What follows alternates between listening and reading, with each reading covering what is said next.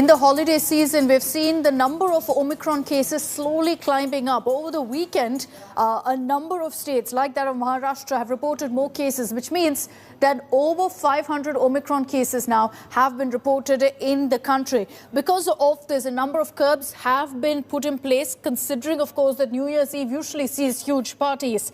Delhi has become the latest state to reintroduce night curfew in the wake of a surge in COVID cases. The night curfew will be applicable from 11 p.m. to 5 a.m. and it starts today.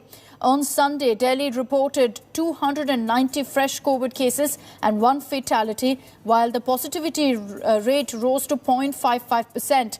Night curfews have also been imposed by the neighbouring states of Uttar Pradesh and Haryana.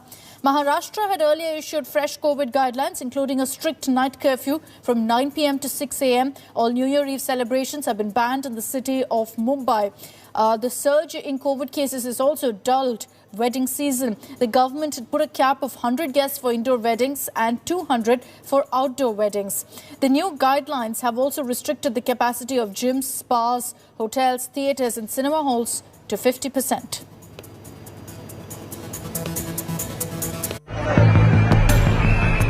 Scary images of massive crowding in Kolkata amid alarming Omicron transmission.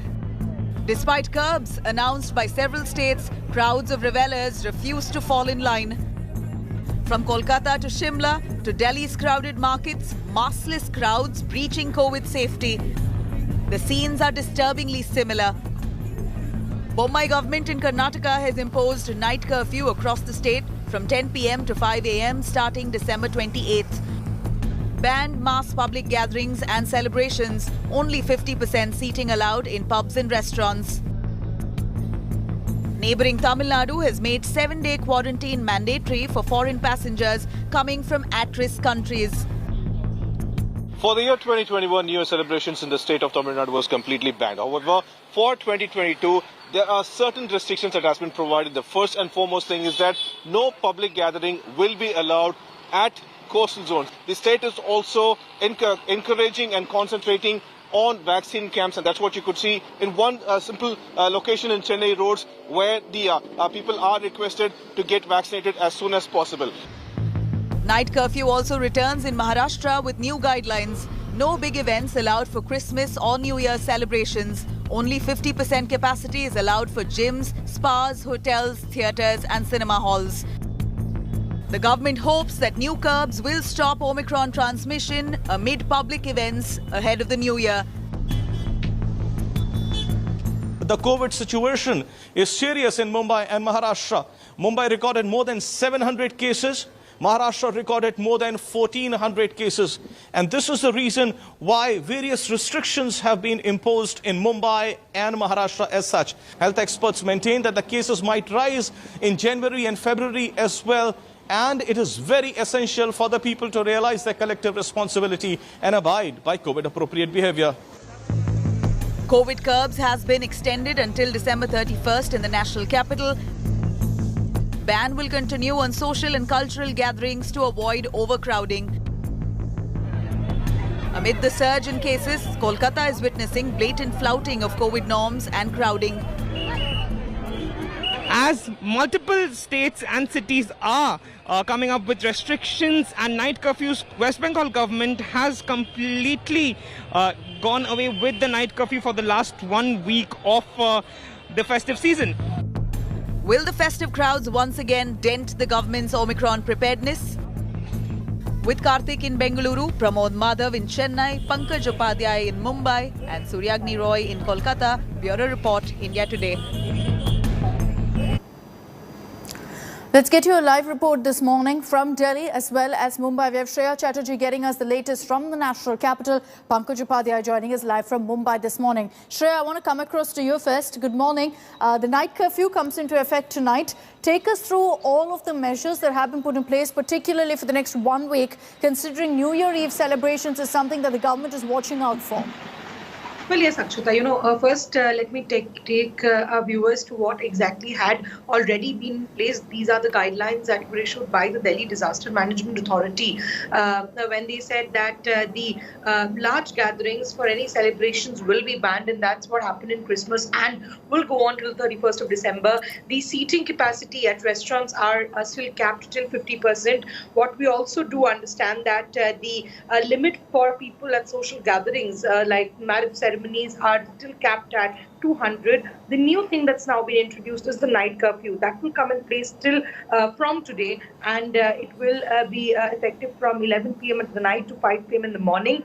That's the new measure that's been implemented. Remember, the Uttar Pradesh had already implemented this. Delhi shares a border with Noida, so definitely, probably that could be one of the reasons why we see that the night curfew has been reinstated to ensure that probably there is a lesser crowd at place, because without a night curfew, we did see overcrowding on 25th of December when people were seen flouting COVID norms, not wearing masks.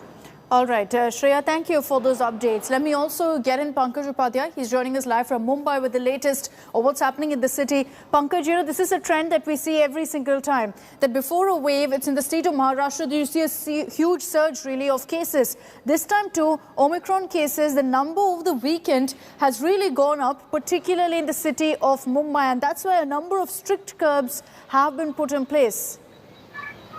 Good morning, Akshita. So you rightly pointed out, and every day we talk, and then we have to report that numbers have risen sharply. Yesterday itself, the count reached 922, and that the health experts maintain is very worrying.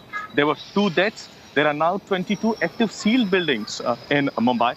Other than that, even in the state of Maharashtra, we recorded more than 1,600 cases. And there are more than 89,000 people in home quarantine presently.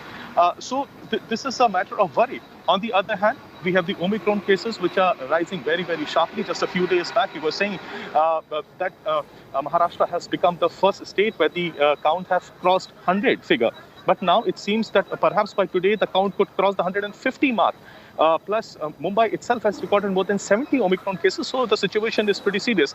Now, what my sources are saying, the policy and the strategy of the government is twofold. First, to strategize as to how to vaccinate the people in the coming days from the age group of 15 to 18 years, and then the senior citizens and the healthcare workers. And on the second hand, how to ensure that there's proper implementation of the strict rules and regulations that they have put in place, so that there is not further spread of the infection as such. And that is the reason why we say that New Year's Eve is going to be a massive challenge for the administration. Even though strict rules and regulations have been put in place, there's going to be absolutely no parties whatsoever, whether in enclosed spaces or in open spaces. And BMC has clearly said that action under the Disaster Management Act and IPC would be taken. But again, there is massive crowding that we've seen over the past couple of days in markets, in the suburban areas, in local trains and other public transport system. Even though the government has said that only fully vaccinated people can travel in public transport. So it's a massive challenge for the administration in a city like Mumbai.